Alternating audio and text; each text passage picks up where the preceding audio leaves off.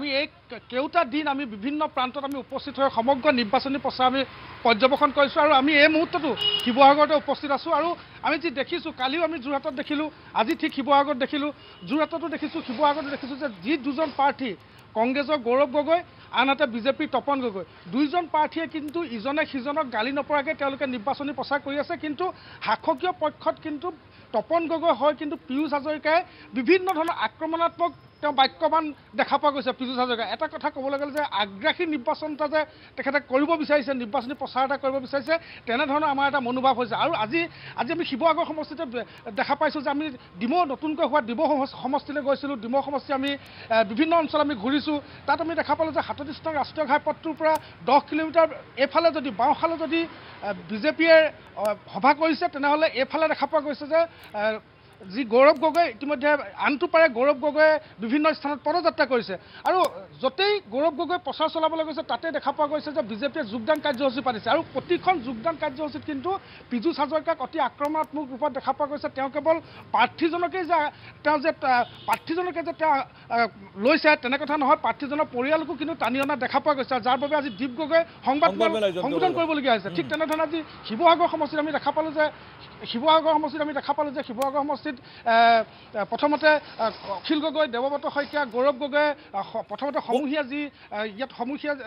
একেলগে তেওঁলোকে পদযাত্ৰা কৰিল আৰু পদযাত্ৰাৰ পিছতে দেখা পালোঁ যে কোনো ধৰণৰ কিন্তু আগতীয়াকৈ পৰিকল্পনা নথকাকৈ কিন্তু পীয়ুষ হাজৰিকা পুনৰ সেই য'ত গৌৰৱ গগৈ গ'ল তাতে কিন্তু তেওঁলোকক বাইক ৰেলী কৰা দেখা পোৱা গ'ল এটা কথা স্পষ্ট যে গৌৰৱ গগৈ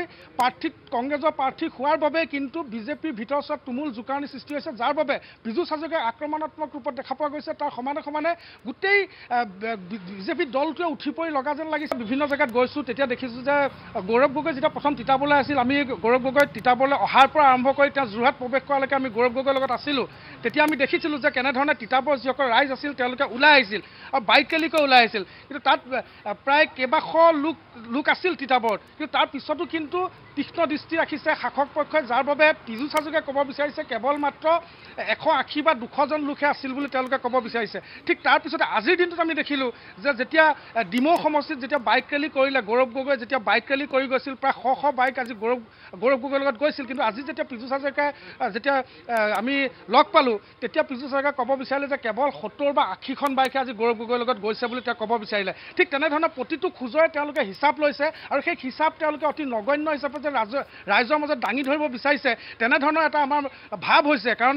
ৰাইজে যাতে গম পাওক যে অতি কম মানুহে গৌৰৱ গগৈৰ লগত আহিছে কিন্তু আমাৰ যিবিলাক মিটিং আছে বা শাসক পক্ষৰ যিবিলাক মিটিং হৈছে তেওঁলোকে যদি কেনেবাকৈ 500 মানুহ হৈছে তেনেহ'লে তেওঁলোকে ক'ব বিচাৰে যে আমি আজি মিটিঙত হাজাৰ মানুহ হৈছে কিন্তু কোন জিকিব নাজানো গণতান্ত্ৰিক দেশ ৰাইজৰ ভোট দিয়াত অধিকাৰ আছে প্ৰাৰ্থী দুইজনে উপযুক্ত সেই দুইজন প্ৰাৰ্থীৰ পৰা কাক তেওঁলোকে ৰাইজে ভোট দিব সেই কথা সময়ত ওলাব কিন্তু এটা কথা ঠিক শাসক পক্ষ কিন্তু আপুনি যিটো কথা কৈছে যে এটা বিশেষত পীয়ুষ হাজৰিকাই তপন গগৈক সহায় কৰিবলৈ আহি কিন্তু এই যোৰহাট লোকসভা সমষ্টিত এক আগ্ৰাসী নিৰ্বাচনী প্ৰচাৰ কৰা যেনে এক অনুমান হৈছে য'ত তেওঁ কিছু